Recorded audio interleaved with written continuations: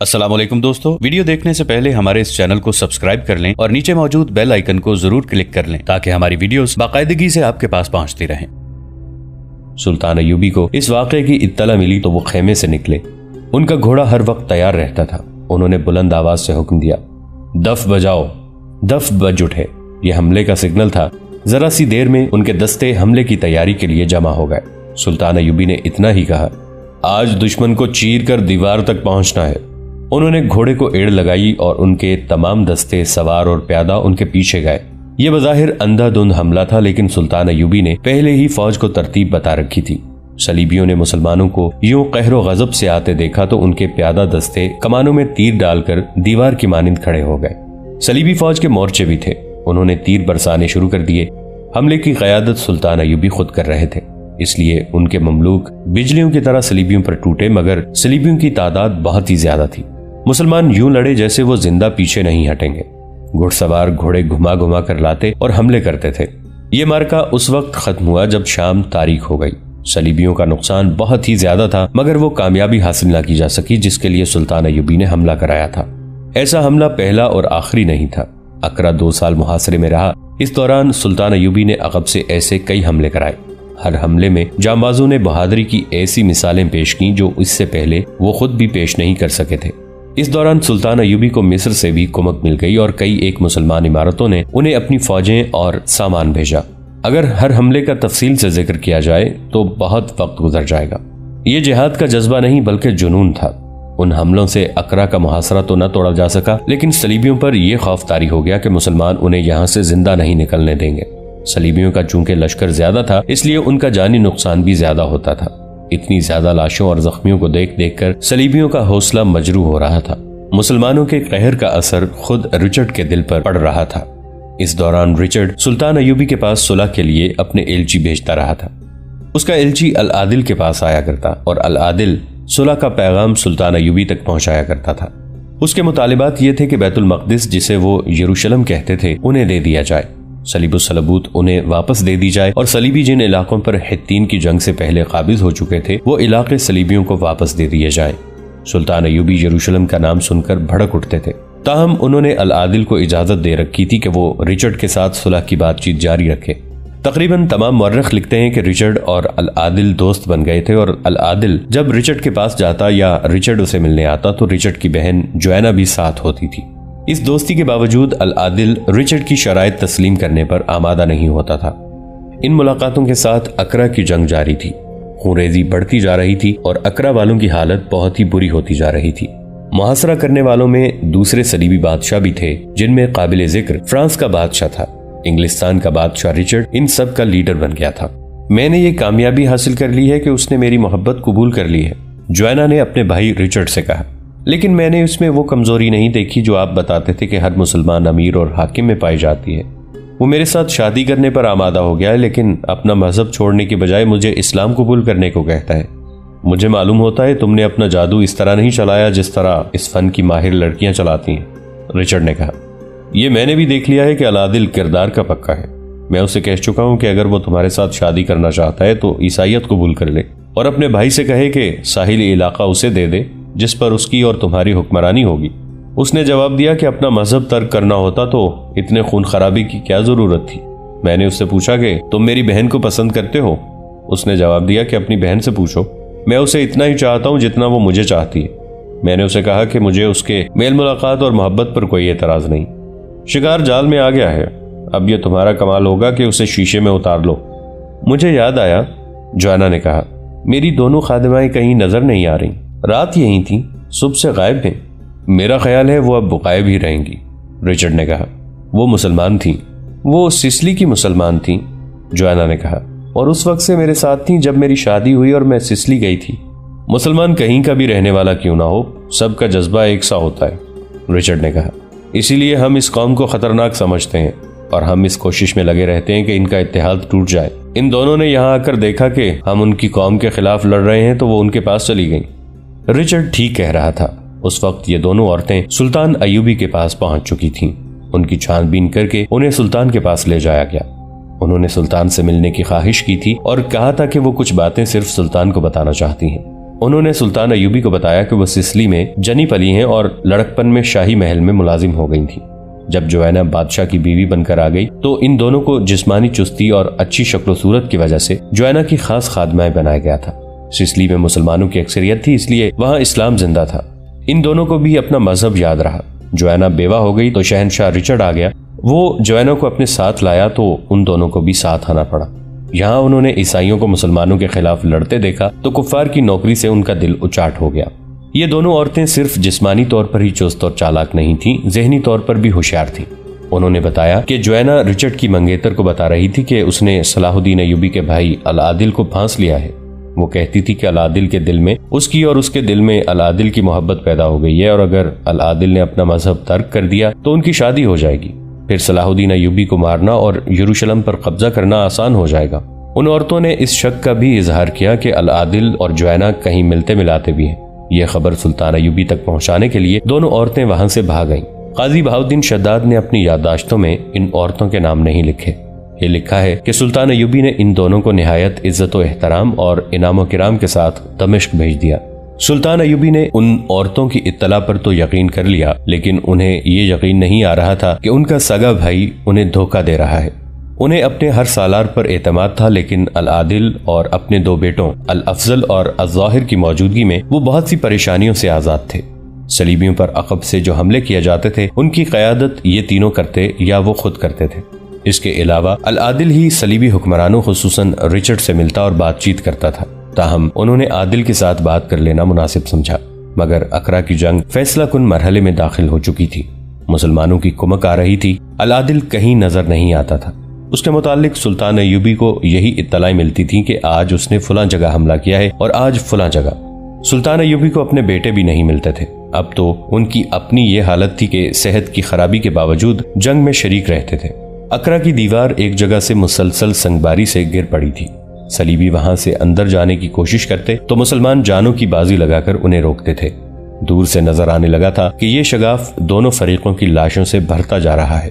آخر اندر سے کبوتر یہ پیغام لایا: اگر کل تک ہمیں مدد نہ پہنچی یا آپ نے باہر سے محاصرہ توڑنے کی کوشش نہ کی تو ہمیں ہتھیار ڈالنے پڑیں گے، کیونکہ شہریوں کے بچے بھوک سے بلبلا رہے ہیں۔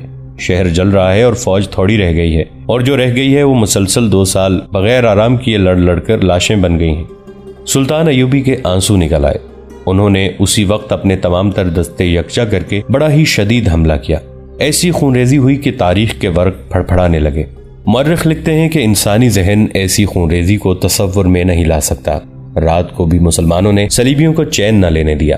آدھی رات کے بعد سلطان ایوبی اس طرح اپنے خیمے میں آئے اور پلنگ پر گرے جیسے ان کا جسم زخموں سے چور ہو گیا ہو۔ انہوں نے ہامتی کامتی آواز میں حکم دیا کہ صبح پھر ایسا ہی حملہ ہوگا، مگر صبح کی روشنی نے انہیں جو منظر دکھایا اس سے ان پر نیم غشی کی کیفیت طاری ہو گئی۔ اکرا کی دیواروں پر صلیبیوں کے جھنڈے لہرا رہے تھے۔ صلیبیوں کا لشکر شگاف سے اندر جا رہا تھا۔ یہ جمعہ کا دن تھا، تاریخ 17 جمادی الثانی 587 ہجری، بمطابق 12 جولائی 1192 عیسوی تھی۔ المشتوب اور قراقوش نے صلیبیوں سے شرائط طے کر لی تھیں۔ اس کے باوجود سلطان ایوبی کو یہ منظر بھی دیکھنا پڑا کہ فرنگی تقریباً 3000 مسلمان قیدیوں کو رسوں سے باندھے اکرا سے باہر لائے۔ ان میں فوجی تھے اور شہری بھی۔ انہیں ایک جگہ کھڑا کر دیا گیا اور چاروں طرف سے صلیبیوں کی فوج کے سواروں اور پیادہ دستوں نے ان بندے ہوئے نہتے قیدیوں پر حملہ کر دیا۔ سلطان ایوبی کی فوج کو بالکل توقع نہیں تھی کہ صلیبی اس قدر درندگی اور ذلت کا مظاہرہ بھی کر سکتے ہیں۔ جب صلیبی فوج قیدیوں پر ٹوٹ پڑی، مسلمان فوج کسی کے حکم کے بغیر اٹھ دوڑی اور صلیبیوں پر پورے قہر سے حملہ کیا، مگر تمام قیدی شہید کیے جا چکے تھے۔ دونوں فوجوں میں بڑا سخت تصادم ہوا۔ اس دوران رچرڈ پر بھی سلطان ایوبی کی طرح بیماری کے شدید حملے ہوئے۔ دنیائے صلیب کو اس پر بڑا ہی بھروسہ تھا۔ اس میں کوئی شک نہیں کہ وہ شیر دل تھا، مگر اکرا کے محاصرے میں جہاں وہ کامیاب ہوا تھا وہاں اس کا حوصلہ بھی ٹوٹ گیا تھا۔ اسے توقع نہیں تھی کہ مسلمان اتنی بے جگری سے لڑتے ہیں۔ اس کی منزل اب بیت المقدس تھی۔ اس نے ساحل کے ساتھ ساتھ کوچ کیا۔ آگے اسقلان اور حیفا جیسے بڑے شہر اور قلعے تھے۔ سلطان ایوبی نے اس کا ارادہ بھانپ لیا۔ وہ ان شہروں اور قلعوں پر قبضہ کر کے یہاں اپنے اڈے بنانا اور بیت المقدس پر حملے کرنا چاہتا تھا۔ سلطان ایوبی نے بیت المقدس کی خاطر بہت بڑی قربانی دینے کا فیصلہ کر لیا۔ انہوں نے حکم دیا: اسقلان کو تباہ کر دو، قلعے اور شہر کو ملبے کا ڈھیر بنا دو۔ سالاروں اور مشیروں پر سختہ طاری ہو گیا۔ اتنا بڑا شہر इतना मजबूत कला। सुल्तान अय्यूबी ने गरज कर कहा, शहर फिर आबाद हो जाएंगे, इंसान पैदा होते रहेंगे, मगर बैतुल मक़दिस को सलीबियों से बचाए रखने के लिए सलाहुद्दीन अय्यूबी शायद फिर न पैदा हो। अपने तमाम शहर और बच्चे मस्जिद अक्सा पर कुर्बान कर दो।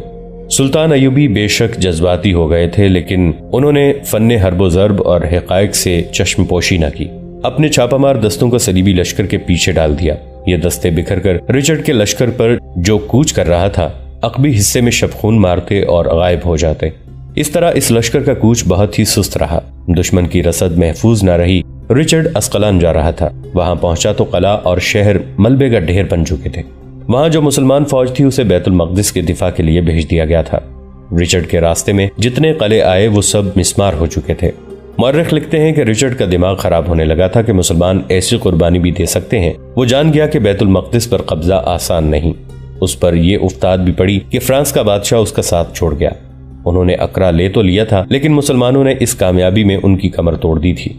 सुल्तान अय्यूबी को अकरा के हाथ से निकल जाने का बहुत अफसोस था, लेकिन उनकी ये चाल कामयाब थी कि उन्होंने सलीब का जंगी ताकत का घमंड तोड़ दिया था। उन्होंने अब फिर अपना मखसूस तरीका जंग शुरू कर दिया था।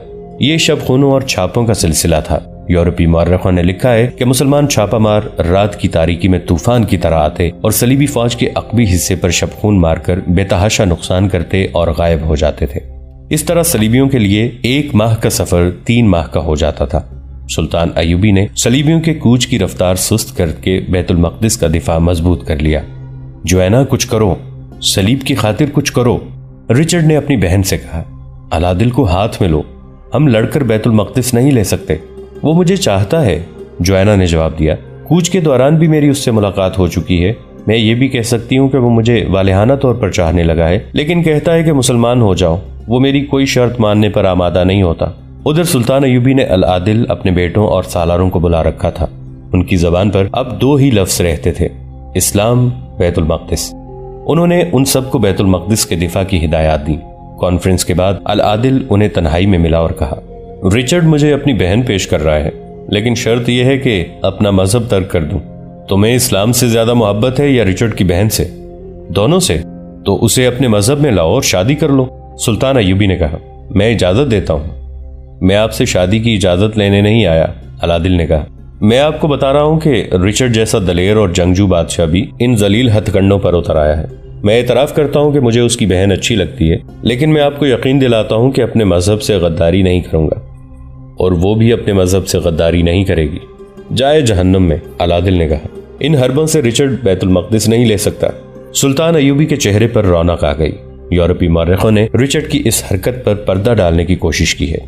वो लिखते हैं कि रिचर्ड ने इस शर्त पर अपनी बहन अल आदिल को पेश की थी कि वो ईसाई हो जाए, लेकिन रिचर्ड की बहन ने अल आदिल को धुतकार दिया था। ये पर्दा उसी वक्त चाक हो गया था।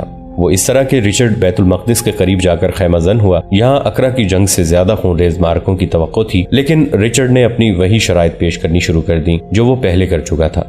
एक बार सुल्तान अय्यूबी ने उसके एलची की बेइज्जती कर दी और उसे फौरन वापस चले जाने को कह दिया। इस दौरान सुल्तान अय्यूबी को पता चला कि रिचर्ड इतना ज्यादा बीमार हो गया है कि उसके बचने की कोई उम्मीद बाकी नहीं रही। सुल्तान अय्यूबी रात को अपने खेमे से निकले और रिचर्ड के खेमों का रुख कर लिया। उन्होंने सिर्फ अल आदिल को बताया था कि वो कहाँ जा रहे हैं। अल आदिल ने हंसकर कहा था कि फलां जगह रिचर्ड की बहन मेरे इंतजार में खड़ी होगी, उसे भी साथ ले आना। जोएना वहां खड़ी थी। उसने घोड़े के कदमों की आहट सुनी तो दौड़ कर आई और बोली, तुम आ गए अल आदिल। सुल्तान अय्यूबी घोड़े से उतरे और जोएना को घोड़े पर बिठाकर खामोशी से रिचर्ड की खैमागाह की तरफ चल पड़े। जोएना कुछ कह रही थी। सुल्तान अय्यूबी ने अरबी जबान में कहा, तुम्हारी जबान मेरा भाई समझ सकता है, मैं नहीं समझता। ये जोएना न समझ सकी। सुल्तान अय्यूबी रिचर्ड के खेमे में दाखिल हुए। रिचर्ड वाकई सख्त बीमार था। उसने सुल्तान अय्यूबी के साथ बात करने के लिए अपना तर्जुमान बुला लिया। सुल्तान अय्यूबी ने पहली बात यह कही, अपनी बहन को संभालो, मेरा भाई अपना मजहब तर्क नहीं करेगा। और मुझे बताओ कि तुम्हें तकलीफ क्या है। मैं तुम्हें देखने आया हूँ। ये ना समझना कि तुम्हें मरता देखकर मैं तुम पर हमला कर दूंगा। सेहतयाब हो जाओगे तो देखा जाएगा। रिचर्ड हैरत से उठ बैठा और बेसाख्ता बोला, तुम अजीम हो सलाहुद्दीन, तुम सच्चे जंगजू हो। उसने अपनी तकलीफ बताई। सुल्तान अय्यूबी ने कहा, हमारे इलाके में बीमार होने वाले को हमारे ही तबीब ठीक कर सकते हैं। जिस तरह इंग्लिस्तान की फौज यहाँ आकर बेकार हो जाती है, इसी तरह तुम्हारे डॉक्टर भी यहाँ आकर अनाड़ी हो जाते हैं। मैं अपना तबीब भेजूंगा। صلاح الدین ہم کب تک ایک دوسرے کا خون بہاتے رہیں گے؟ رچرڈ نے کہا۔ آؤ صلح کر لو، دوستی کر لیں۔ لیکن میں دوستی کی وہ قیمت نہیں دوں گا جو تم مانگ رہے ہو، سلطان ایوبی نے کہا۔ تم خون خرابے سے ڈرتے ہو، بیت المقدس کی خاطر میری پوری قوم اپنا خون قربان کر دے گی۔ وہاں سے واپس آ کر سلطان ایوبی نے اپنا طبیب رچرڈ کے علاج کے لیے بھیجا۔ اسے صحت یاب ہوتے ہوتے بہت دن گزر گئے۔ سلطان ایوبی جنگ کے لیے تیار ہو چکے تھے، لیکن حملے کی بجائے رچرڈ کی طرف سے صلح کی نئی شرطیں آئیں۔ رچرڈ بیت المقدس سے دستبردار ہو گیا تھا۔ اس نے صرف یہ رعایت مانگی تھی کہ عیسائی زائرین کو بیت المقدس میں داخلے کی اجازت دی جائے اور ساحل کا کچھ علاقہ صلیبیوں کو دے دیا جائے۔ سلطان ایوبی نے یہ شرائط مان لی۔ اس کی وجہ یہ بیان کی گئی ہے کہ سلطان ایوبی کی فوج مسلسل لڑ رہی تھی اور شہادت اتنی زیادہ ہو چکی تھی کہ اب کم تعداد سے اتنی بڑی فوج سے لڑنا ممکن نہیں رہا تھا۔ قاضی بہاؤالدین شداد نے یہ بھی لکھا ہے کہ 2 سال سے زیادہ عرصہ گزر چکا تھا۔ سپاہی دن رات لڑتے رہے تھے اور ذہنی طور پر شل ہو چکے تھے۔ بعض دستوں میں احتجاج بھی شروع ہو گیا تھا۔ سلطان ایوبی جسمانی طور پر تھکی ہوئی اور ذہنی طور پر پجمردہ فوج کے بلبوتے پر بیت المقدس کو خطرے میں ڈالنے سے گریز کر رہے تھے۔ رچرڈ مسلمانوں کی بے خوفی اور جذبے سے گھبرا رہا تھا۔ اس کی صحت بھی جواب دے گئی تھی۔ اس کے علاوہ اس کے اپنے ملک میں اس کے مخالفین سر اٹھا رہے تھے۔ انگلستان کا تخت و تاج خطرے میں پڑ گیا تھا۔ اس معاہدے پر 3 ستمبر 1192 عیسوی بمطابق 22 شعبان 588 ہجری کے روز دستخط ہوئے۔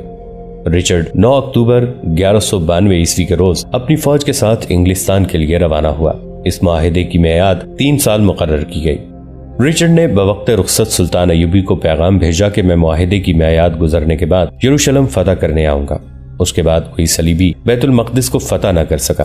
اس صدی میں جون 1976 میں عربوں کی بے اتفاقی نے اور ان کی انہی کمزوریوں نے جو کفار صلاح الدین ایوبی کے دور میں مسلمان امراء میں پیدا کرنے کی کوشش کر رہے تھے، بیت المقدس یہودیوں کے حوالے کر دیا ہے۔ رچرڈ کی روانگی کے بعد سلطان ایوبی نے اعلان کیا کہ اس کی فوج کے جو افراد حج کے لیے جانا چاہتے ہیں اپنے نام دے دیں، انہیں سرکاری انتظامات کے تحت حج کے لیے بھیجا جائے گا۔ فہرستیں تیار ہو گئیں اور ان سب کو حج کے لیے روانہ کر دیا گیا۔ خود سلطان ایوبی کی دیرینہ خواہش تھی کہ حج کعبہ کو جائیں، مگر جہاد نے انہیں مہلت نہ دی، اور جب مہلت ملی تو ان کے پاس سفر میں خرچ کے لیے پیسے نہیں تھے۔